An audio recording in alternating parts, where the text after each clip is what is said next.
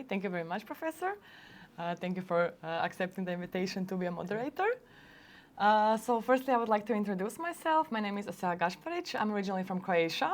However, I'm currently now, this is my third year at this program, doctoral program. My PhD topic is connected to the juvenile offenders. So it's some kind of connection between criminal law, but also children's rights. Therefore, that's why I decided to make a panel in connection with that. So my idea was to present juvenile offenders treatment or some legislation from each country. So each participant should represent each own country. So for start, I would start with the Croatian perspective.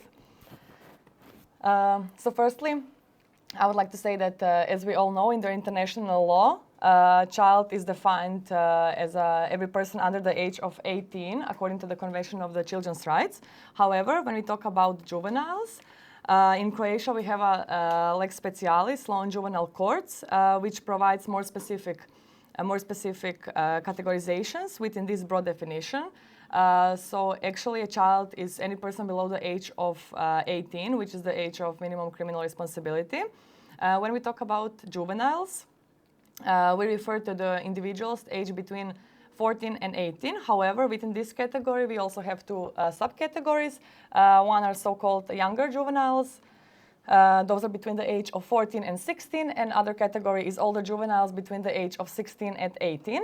Additionally to that, we also have one additional category known as young offenders. And that category includes all young adults between the age of 18 and 21. So basically the idea of that provision is to provide to each person that still, even though it has reached the limit of not anymore being a minor, maybe still is not fully developed in a inappropriate way, and the idea is for a law to give appropriate legal attention according to a person's developmental stage. In Croatia, we have specialized youth councils that are established within the general jurisdiction courts. And also, it's important to mention that all criminal proceedings involving minors, younger adults, or any case related to criminal protection of children are urgent, and the idea is to ensure the fast justice and to minimize the impact to a young individual, to a juvenile. When we talk about possible sanctions, we can differentiate between educational measures and juvenile prison. And in addition to that, we also have some security measures that may be imposed under the specific conditions which are stipulated by the law. In that context, so when we differentiate between educational measures and juvenile prison, educational measures, they more concentrate on rehabilitative approach with its aim to provide care and assistance for a juvenile.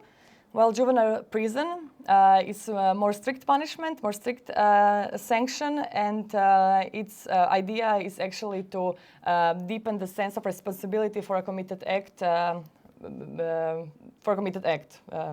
for the act that juvenile committed at such a young age.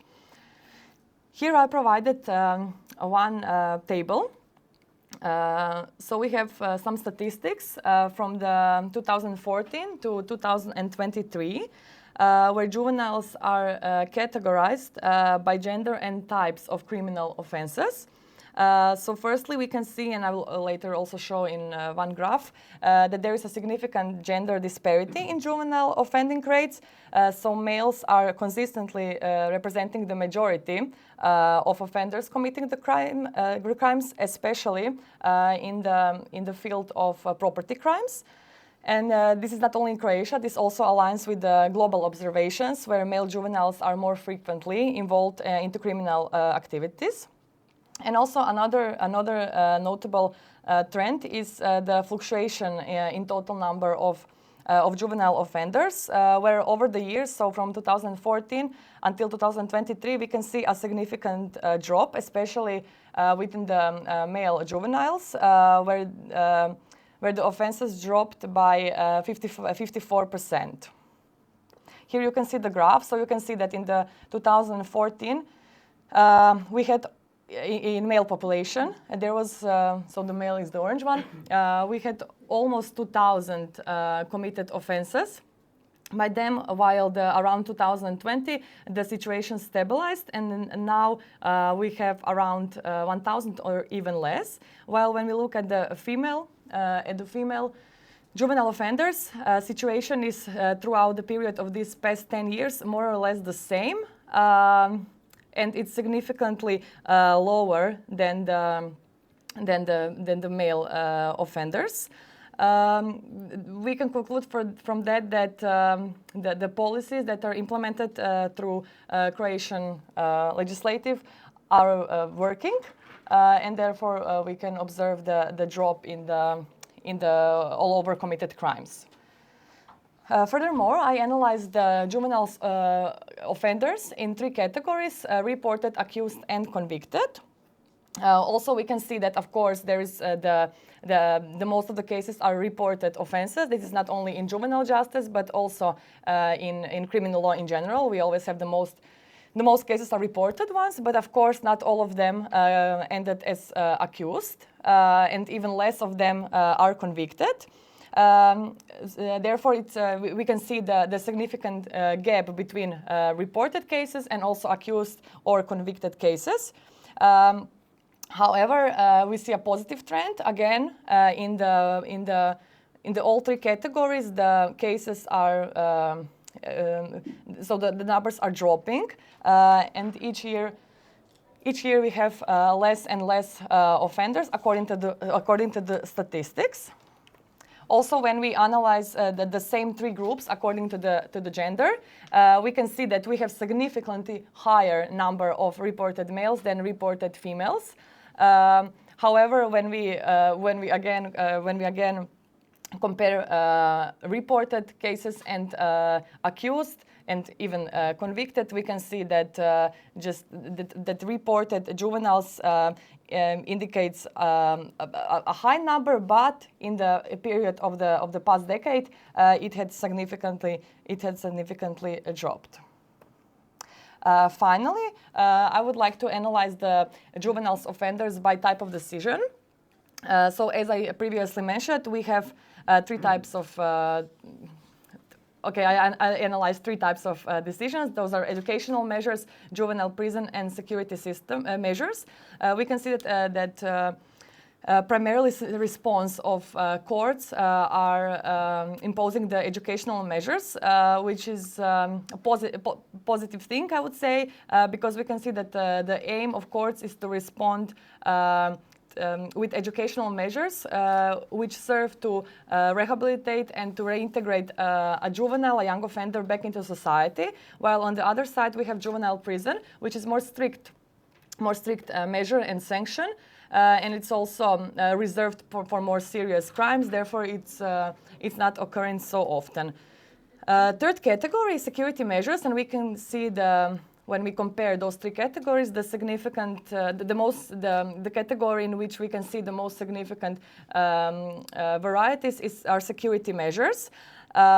So their application has been rising through the period of past 10 years, and actually the idea of security measures is to, on the one hand, to protect the society, and on the other hand, to rehabilitate juvenile offender. However, overall, we can see that Croatian judicial system aligns with the contemporary practice in juvenile justice, which prioritize rehabilitation and reintegration rather than punishment. In the end, I would provide some concluding remarks. So over the past decade, as I analyzed, Croatia has made significant improvements in reducing juvenile crime, reflected in the decrease of juvenile offenders.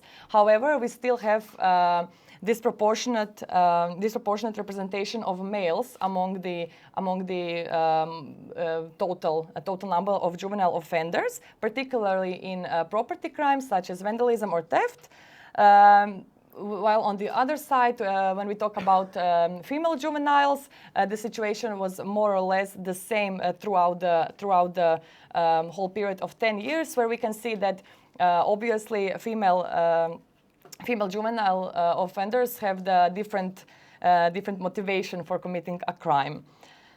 Also, it's important to mention that Croatian juvenile justice system emphasizes educational measures over the punitive ones, and the focus, as I said, is put more on the security measures, reflecting the commitment to reintegration of the offender and also to protection of society. In the end, some solutions for, or maybe some solutions for the future. So, even though we are on the right way to further reduce juvenile crime, it would be good to make targeted prevention programs for male juveniles. Therefore, it should be gender-specific interventions.